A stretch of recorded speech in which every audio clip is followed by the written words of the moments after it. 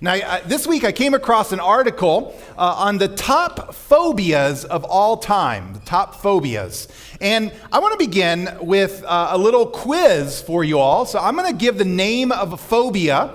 And if you are bold enough, I'm going to ask you just to shout out what that phobia is. So here's an example. For example, if I gave the phobia Kyle phobia, then you would just shout out the fear of Kyle. And hey, that's a real fear. That's a real fear there.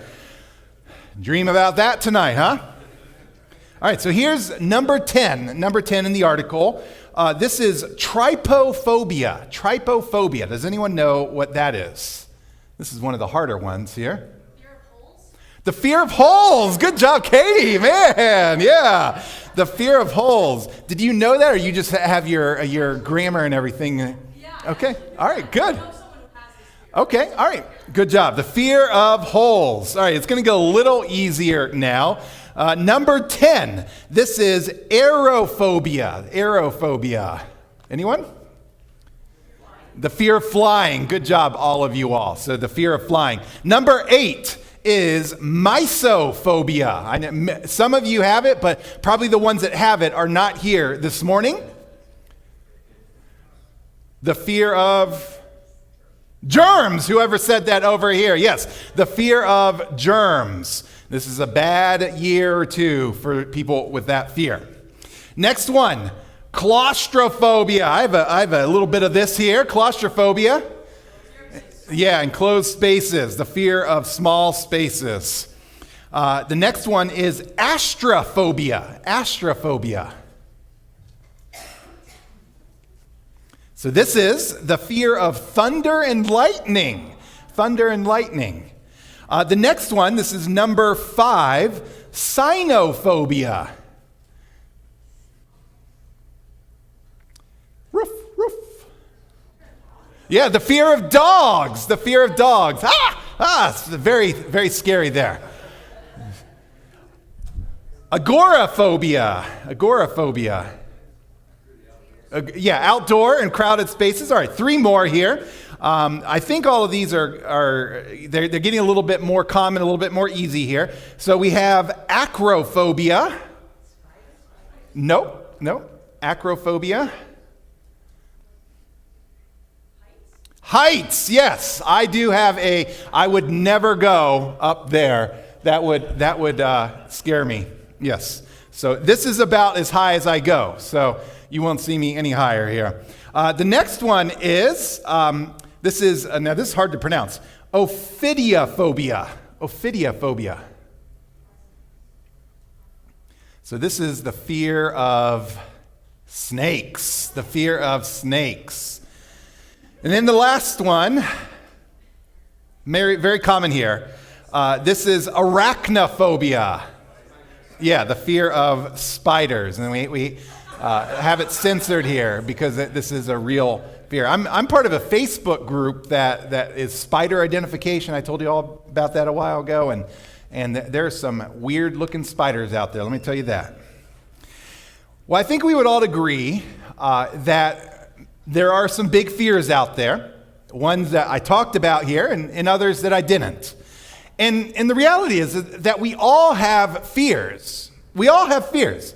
But we're going to see in our passage today that even though there are some big fears out there, we have an even bigger God. And this is important for us to see. But after I talk about that in our passage, I'm then going to ask a very important question that pertains to the idea that God is bigger than the fears that we have. And so we'll get to that later on in the message. And so let's go ahead and dive into our passage today. We're going to look at Psalm 91. We're just going to work our way through it here. So verse 1, he who dwells in the shelter of the Most High will abide in the shadow of the Almighty. And I will say to the Lord, my refuge and my fortress, my God in whom I trust. And so right off the bat in this passage here, the author sets the tone for the passage. And he begins by making the claim that if you follow God, he will protect you. That if you follow God, he will protect you. If you dwell in the shelter of God, if you abide in his shadow, then he will be your refuge and he will be your fortress. But what protection, what fortress is he talking about here? And so in the next number of verses, for the bulk of the passage here, the author is going to talk about some of the biggest fears that people had in the ancient world. And he's going to talk about how God is bigger than all the fears that could be thought up here during that time. And so now the details that God is bigger than your fears and trouble.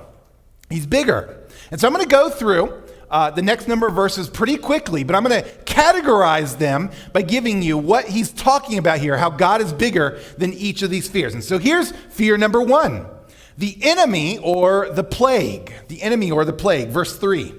For he will deliver you from the snare of the fowler and from deadly pestilence. He will cover you with his pinions, and under his wings you will find refuge. His faithfulness is a shield and buckler. And then we move on to the next fear in the next 2 verses, and it talks about terrors that come at night or day. Verse 5, you will not fear the terror of the night, nor the arrow that flies by day, nor the pestilence that stalks in darkness, nor the destruction that wastes at noonday. And then he goes on in the next part to talk about attacks that happen all around you. 1,000 may fall at your side, 10,000 at your right hand, but it will not come to you. You will only look at with your eyes, and you will see the recompense of the wicked. And then in the next section, next part, next 2 verses, he talks about more evil and more plagues here. Plagues were a big issue back then. Verse 9, because you have made the Lord your dwelling place, the Most High, who is my refuge, no evil shall be allowed to befall you. No plague come near your tent. And then the next part, this is what I just call the laws of physics. Now, they didn't have the laws of physics back then, but we'll just say gravity. Gravity. And these 2 verses are going to be important in a moment that we'll talk about, but let me just read them now. For he will command his angels concerning you to guard you in all your ways. On their hands they will bear you up, lest you strike your foot against a stone. And then lastly, in the next 2 or next 1 verse, he talks about the fear of lions and snakes and tigers. Oh my. And so he says, you will tread on the lion and the adder. Adder was a viper. And the young lion and the serpent you will trample underfoot. And so let's stop there for a moment now. And this pretty much sums up most of the major fears that a person could have back in the ancient world. And the point here of him giving these fears is not that God is only stronger than the things that are mentioned here, like the lions and the snakes and the plagues. His point here is that God is bigger than all of the troubles, than all of the fears that are out there. Whether it was back then, thousands of years ago, or ones that we have right now, today, God is bigger than our fears. One pastor put it this way: all of these contests between God and human fears, you notice a pattern. These contests are completely one-sided. God is in total domination mode. David Platt, he's a pastor and writes commentaries, and he tells a story of when he was a teenager. His father had died the year before, and so there was this football player, a college football player, that took him under his wing, him and his brother. And his name was Joe Champion. And Joe was this big guy at Louisiana State University, and he would encourage David spiritually and just sort of look after him and take care of him some. And so David tells a story about how one time he was riding down the street in his neighborhood, and he was in the back of Joe Champion's car. And some older kids in the neighborhood saw David and started taunting and yelling profanities at David. And so this is what David says happened next. For the next 30 feet, Joe was deciding whether to shrug it off and be godly or make a scene. And he decided he'd make a scene. He slammed on the brakes and opened the door.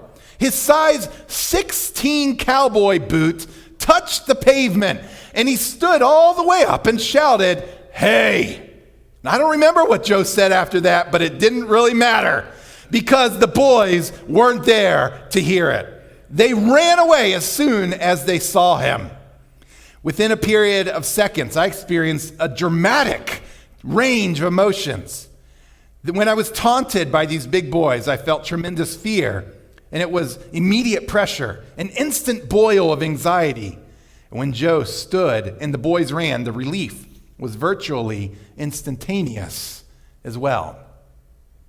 Now that's an example of what Psalm 91 is talking about here. The psalmist here is not saying that the fears that you and I have are unnecessary or are pointless or that you shouldn't have them. These are real fears. But in the midst of these big fears, we have an even bigger God. Big fears, bigger God. And then in the next few verses, to make it even more clear, the message sort of changes a little bit from the author, from the psalmist, and now it's essentially in the voice of God speaking to the people. So let me read verses 14 to 16. Because he holds fast to me, to God, in love, I will deliver him. I will protect him because he knows my name. When he calls to me, I will answer him. I will be with him in trouble. I will rescue him and honor him. With long life, I will satisfy him and show him my salvation. Now, I've been teaching youth group this summer, and when one of the things I've been letting the youth know as we learn how to study Scripture is that when you open it up, some of the observations that you make is when you see these if-then statements or when you see cause and effect. And I want you to notice some of them here. God is saying, if he holds fast to him, then he will deliver you. So if you hold fast to God, he will deliver you. If you know him, he will protect you. If you call out to him, he will answer you, and he will be with you, and he will rescue you. Now, the psalmist, when he wrote this, did not know all the specifics about Jesus. This was written thousands of years prior. But now, from a New Testament understanding, this passage is telling us, hey, know Jesus. Hold fast to Jesus. Call out to Jesus. And then if you will do that, he will satisfy you. He will protect you. And he will rescue you. Now that's the end of the passage, and I want to stop for a moment and ask now a very important question. And so the question is this: how does this apply when we see Christians suffering all the time? And so we've seen it clear as day here. The psalmist is saying God will protect those who follow him. But if we're honest here, listening to a passage like that, reading a passage like that, that doesn't seem to always happen, does it? It doesn't always seem like God is protecting like he says he will. Looking around the world, we hear about Christians suffering all the time. We see ourselves suffer from time to time, don't we? We hear people in church suffering with cancer and with deaths of family members and all sorts of horrible things that seem like it shouldn't apply to a person that follows God according to Psalm 91. And so one commentator said this: in the days that I write this commentary, 10 field workers from an aid agency with a Christian ethos have been killed in Afghanistan. Psalm 91 seems to have been patently untrue in their experience. What of the suffering church in North Korea? What do believers tortured for their faith make of the promise that no harm will overtake you? Verse 10. We all know fine Christian men and women of faith who labor under great suffering from illness and loss and are 1,000 different challenges in their daily reality. What can Psalm 91 mean in the light of the heart-rending human tragedies that people of faith from every background and culture face every day? So that's the question that we're going to explore for the next few minutes. And I believe we have a couple of different options. This probably isn't exhaustive here, but just to sum them up here, a couple of options in answering the question that I gave. First of all, option one is that the Bible's wrong. The Bible's wrong. And so if the Bible's wrong, then that makes looking at Psalm 91, oh, it's wrong. Move along your day. But as people who believe in God, we believe that the Bible was inspired. Literally, that word means breathed out by God. And so it can't be wrong if God has breathed it out, if God has given these words. And so we're just going to X out that option here. Option two, which some people do look to, it's that it's only talking about heaven. Meaning that all the protection that he's talking about in Psalm 91 and in many other parts of Scripture points to what God will do one day when we're with him. And this is certainly true, that God says that all things will be made right when we're with him, that he will take away all pain and all suffering and all tears. And so option two here is not wrong, but I want to propose to you that it's not complete. Not complete. And this leads us to option three, and this is what I believe, and this is what I'm going to talk about for the rest of the time. Sorry for the long statement here, but option three.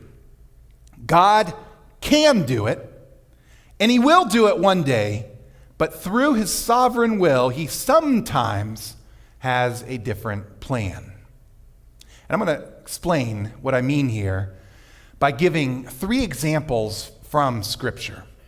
And the first example is the devil tempting Jesus.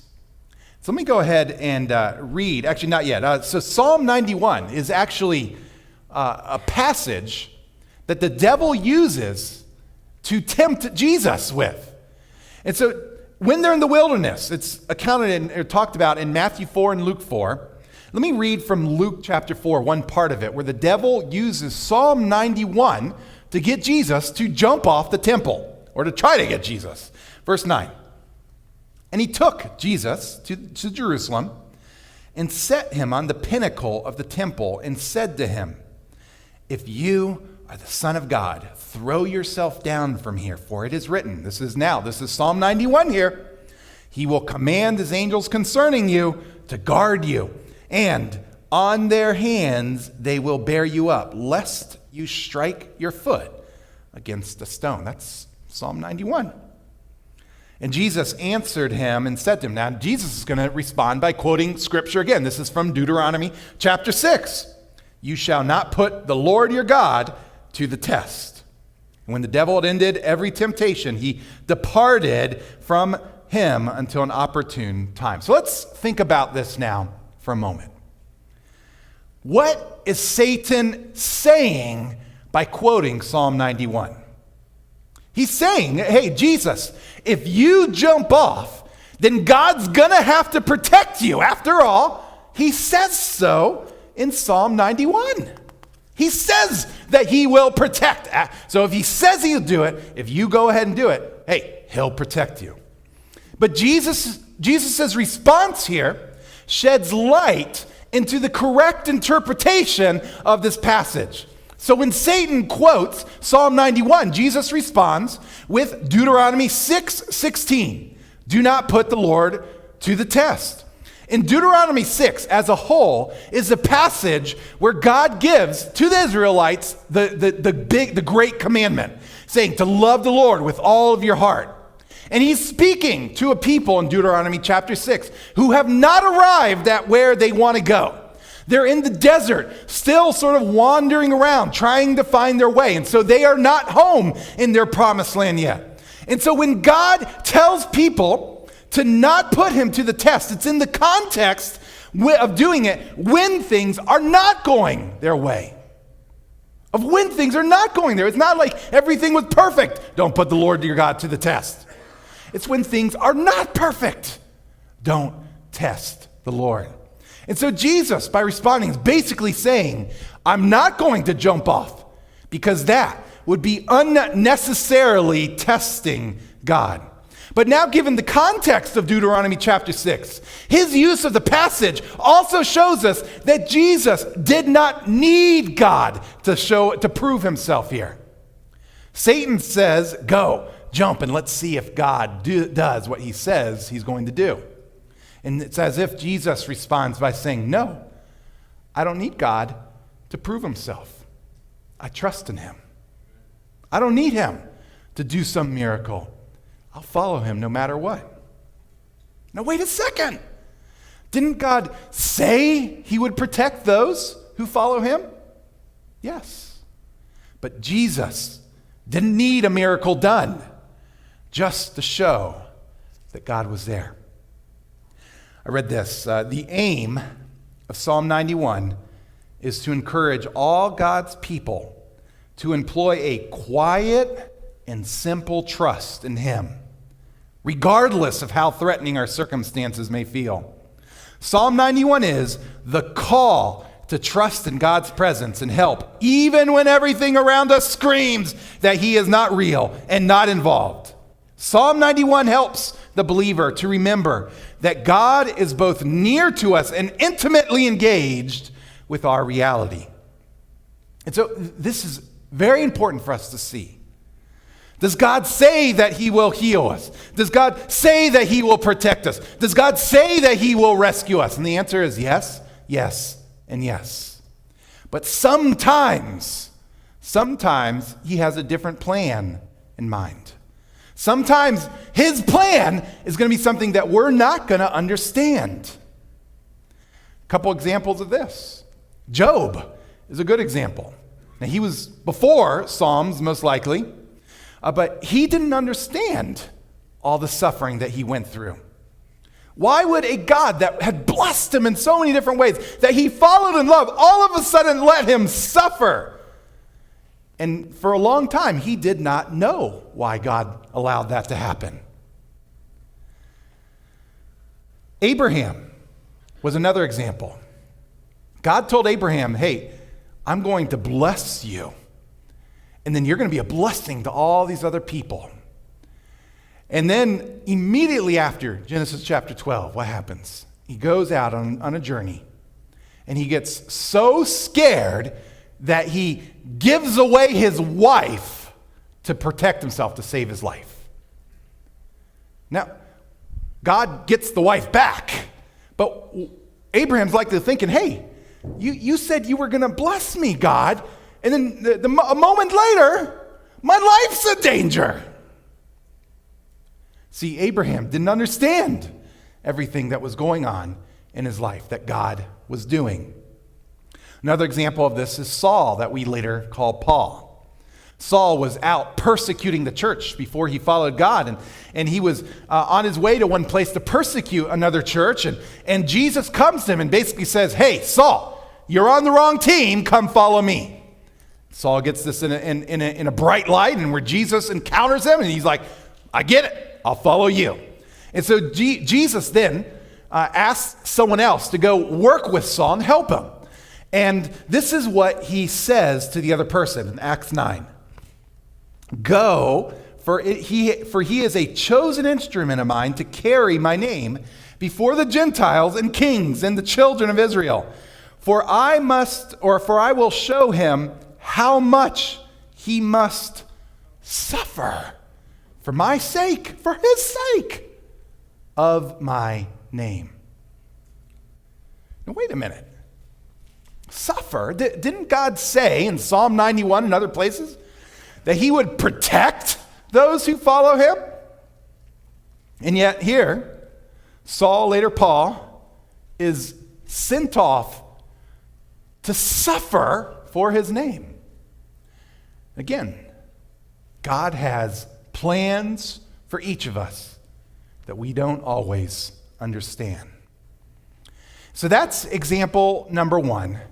Let's move on to example number two, and this is what I call the original three amigos. The original three amigos. Shadrach, Meshach, and Abednego are in a bit of a pickle.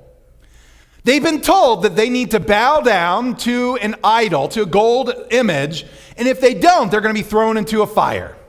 And so Shadrach and his pals refuse to bow down. They're brought before the king, and they're given an ultimatum: bow down or you die. And this is their response in Daniel chapter 3. Shadrach, Meshach, and Abednego answered and said to the king, "O Nebuchadnezzar, we have no need to answer you in this matter. If this be so, our God whom we serve is able to deliver us from the burning fiery furnace, and he will deliver us out of your hand, O king." This is important though. "But if not, be it known to you, O king, that we will not serve your gods or worship the golden image that you have set up."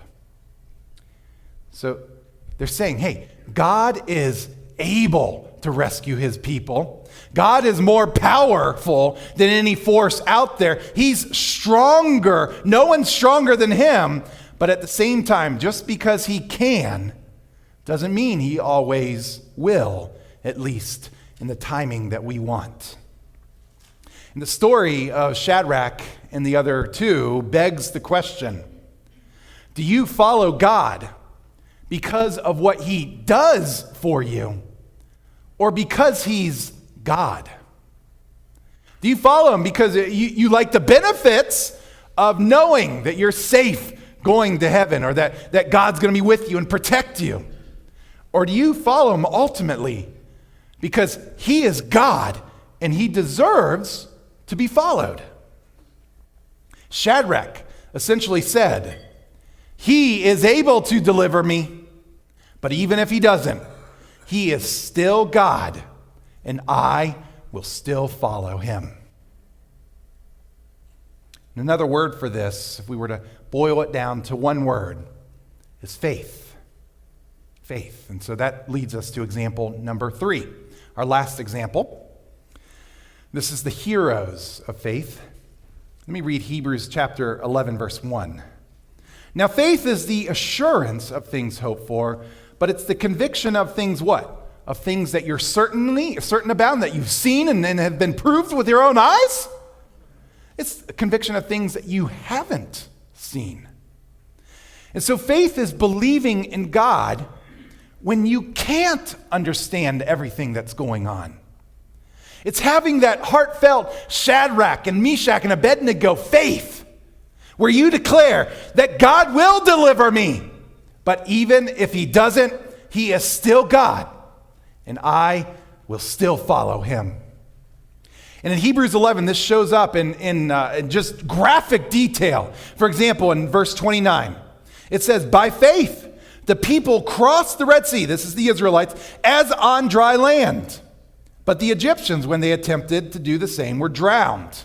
And so with faith, God worked in powerful ways with the Israelites and got them through a sea where he parted it. He moved a sea apart. That's a big time miracle, isn't it? And they walked on not muddy ground, they walked on dry ground. We see some other examples. Verse 33, "Who through faith conquered kingdoms, enforced justice, obtained promises, stopped the mouths of lions, quenched the power of fire, escaped the edge of the sword, were made strong out of weakness, became mighty in war, put foreign armies to flight. Women received back their dead by resurrection." God worked in powerful ways here.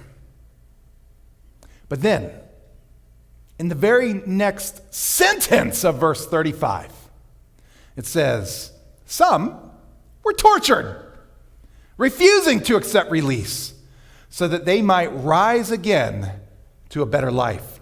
Others suffered mocking and floggings and even chains and imprisonment." Listen, these are all people of faith. They were stoned or even sawn in two, and they were killed with a sword. Verse 39, "And all these, though commended through their faith, did not receive what was promised." So they didn't receive what God promised there, since God had provided something better for us, that apart from us, they should not be made perfect. And so the author makes it clear here that these folks had faith too. They followed God, and yet God had a different plan for their lives. God had different ideas for them. Ones that they may not understand, but even though they didn't understand it, even though they were suffering, they declared something along the lines of, "My God is able to, and even if he does not, he is still God, and I will still follow him." Amen. I was reading about tightrope walkers this week, and the article says that the name of tightrope walkers, I'm going to mess this up here, but it's funambulists. Funambulists, there you go, a little trivia. And the article talked about how there's an easy way for you to spot professional and rookie tightrope walkers. The rookies always walk up to the tightrope, or to the rope there, and look down at their feet to make sure that they're proper footing. And they often look from side to side. But the article said that professional tightrope walkers, the ones that know what they're doing, will walk up to it and only look forward ahead to the destination. They won't look to the side. They won't look down. They keep their eyes fixed ahead. I think we can, as Christians, learn something from tightrope walkers. That those who are spiritually mature, those who have a growing faith in God, they are going to go through difficulties. But as they go through difficulties, they don't look side to side, getting distracted. All through the difficulties, they keep their eyes focused, fixed on God. Essentially, they're saying, "My God is able to. But even if he doesn't, he is still God, and I will still follow him." I want to close with two real-life examples of this before we pray. Terry Dorsett preached here 2 weeks ago while I was on vacation. And on Friday, the day that he and his wife celebrated their 33rd anniversary, he posted a public Facebook post saying that his wife was diagnosed with pancreatic cancer. And here's what he said after he told us that. "Though this is one of the more aggressive types of cancer, we are hopeful that God will use the early detection and rapid treatment of this cancer as examples of his power to both believers and non-believers alike. The next few months may include hard days, but we know the anchor holds. And we rest in the confidence that we are loved by God and that all things work for the ultimate good of those who love God and follow his calling and purpose in their lives." It's as if he's saying, "My God is able to, but even if he doesn't, he is still God, and I will still follow him." One last example. In 2008, Stephen Curtis Chapman's 5-year-old daughter was killed in an accident in their home. And 2 months after the accident, Stephen returned to concerts, and there was a reporter in one of the first concerts back. And this is what she wrote about the concert. "It's not often you leave a concert reflecting on the words of a song by a different artist. But as I exited the July 24th, 2008 Stephen Curtis Chapman event, the words of a Matt Redman worship song echoed in my head. Chapman opened the concert with 'Blessed Be Your Name,' just 2 months after the death of his 5-year-old daughter, Maria Sue, in a tragic accident at the family's home. 'Blessed Be Your Name' was also the first song Chapman sang on the day of Maria's death. when he wasn't sure he'd ever be able to sing again. Inspired by the story of Job, at one point the lyrics repeat, "He gives and he takes away." And Steve had said, he's being quoted here, "As I sang this song, it wasn't a song, it was a cry, a scream, a prayer," Chapman explained to the audience of nearly 5,000. "I found an amazing comfort and peace that surpasses all understanding." And so today, as we wrap up, I want you to leave with confidence, knowing that God is bigger than any fear that you have. But I also want you to leave knowing that you may not understand everything that God does in your life. And so as you go through the week, I want you to declare over and over again, "My God is able to." But even if he does not, he is still God, and I will still follow him. Let's spend a moment now in prayer.